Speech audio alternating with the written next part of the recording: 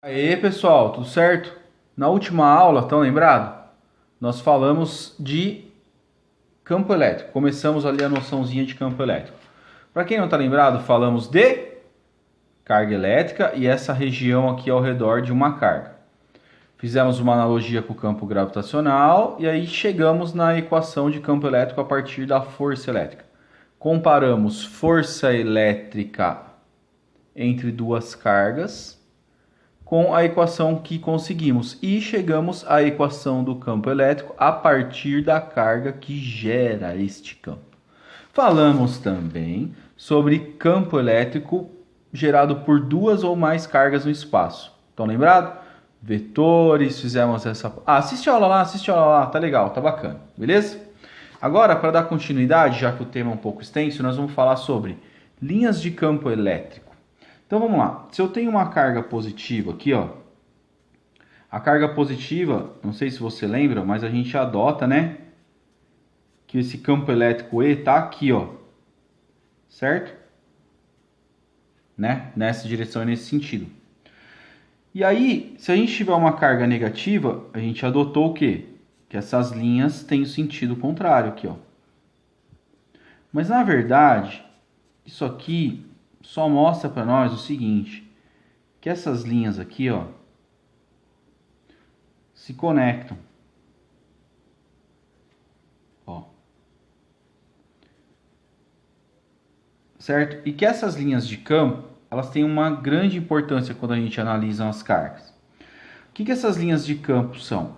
Essas linhas de campo, a densidade de linhas de campo numa carga, elas mostram para nós algo sobre a magnitude dessas cargas, algo sobre o valor dessa carga. No meu exemplo aqui, eu tenho uma carga A e uma carga B. Nesse exemplo, eu posso dizer para você, com toda certeza, que o módulo de QA é menor que o módulo de QB. Por que isso? Por causa da densidade de cargas, de linhas de campo, desculpa, por causa da densidade de linhas de campo aqui, ó. Como esse cara tem mais linhas de campo, significa que o módulo da carga aqui é maior. Essa é a primeira coisa que as linhas de campo dizem para nós, tudo bem? A segunda é, por que você tem a repulsão e a atração, né? Isso acontece pelo simples fato. Se eu pegar duas cargas positivas aqui, ó, né, e desenhar essas linhas de campo, eu vou fazer rapidinho aqui só uma linha de referência. O que vai acontecer? Linhas de campo de um mesmo fenômeno, elas nunca se cruzam, né? Elas nunca se sobrepõem. Então você vai ter algo assim, ó. As linhas de campo de uma carga positiva, elas estão tentando fazer isso. Certo? Ó, estão me entendendo? Linhas de afastamento, não é isso? Só que as linhas de campo desta outra carga positiva estão fazendo a mesma coisa, ó. Estão tentando sair aqui. Como essas linhas de campo nunca se sobrepõem, você vai ter que esses caras nunca vão se encontrar. Se fossem duas cargas negativas, o que nós teríamos? A mesma ideia. Deixa eu fazer essa linha de referência para o desenho ficar um pouquinho melhor. Nas cargas negativas, essas linhas de campo estão para cá, né? De campo elétrico. Então, na verdade, a gente vai ter algo assim, ó.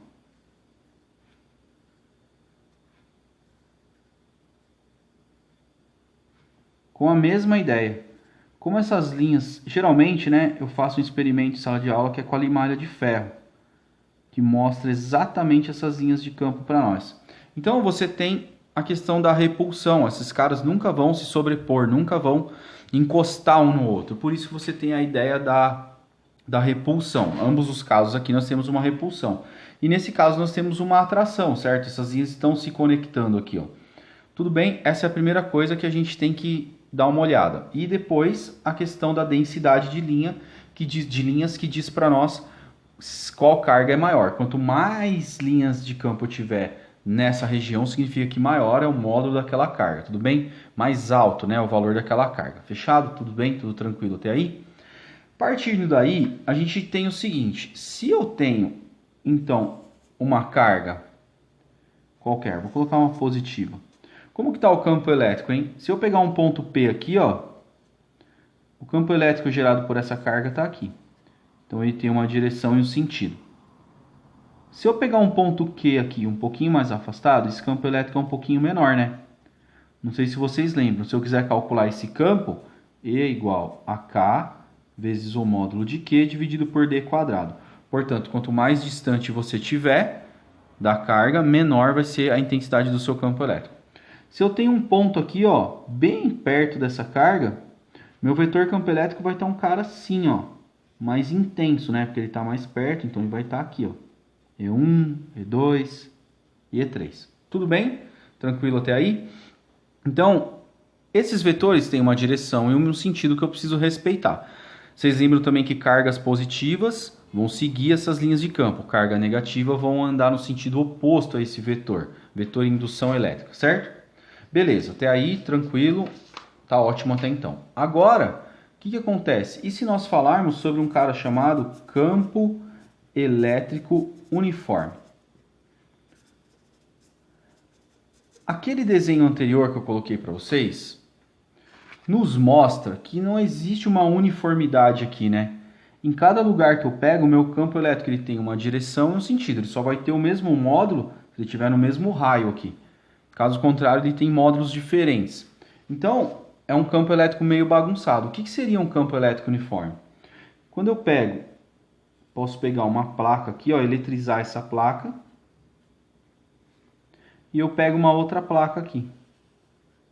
E também eletrizo essa placa. O que eu crio aqui, hein?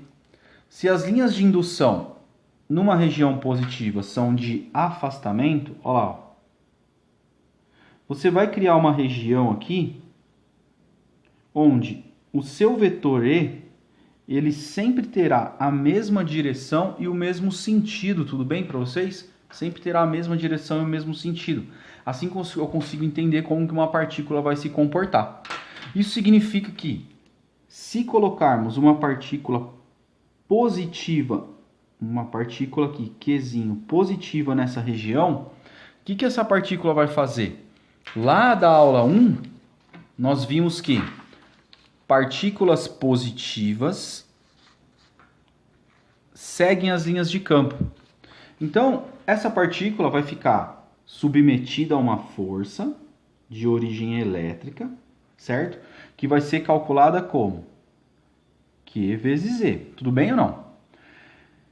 E ela vai seguir na direção dessa linha. Então, eu já sei como que essa partícula se comporta. Se eu colocasse uma partícula negativa nessa região, essa partícula iria no sentido oposto às linhas de campo.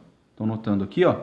Então, eu já sei que essa partícula iria ser acelerada nesse sentido aqui, ó, oposto às linhas de campo, com a força calculada do mesmo jeito. Tranquilo?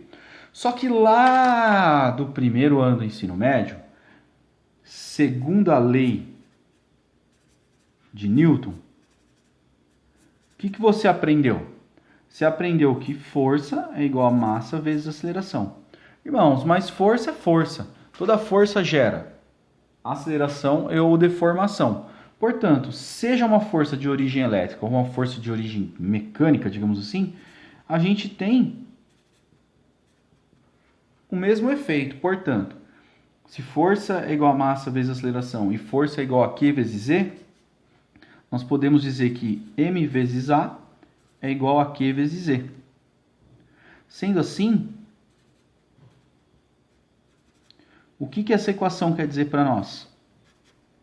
Isso aqui, sistema internacional, metros por segundo ao quadrado. O que essa equação quer dizer para a gente? Essa equação está dizendo o seguinte: toda partícula eletricamente carregada, quando submetida a um campo elétrico, ganha uma aceleração. E quanto maior a massa dessa partícula, menor essa aceleração. Portanto, essas partículas aqui serão aceleradas.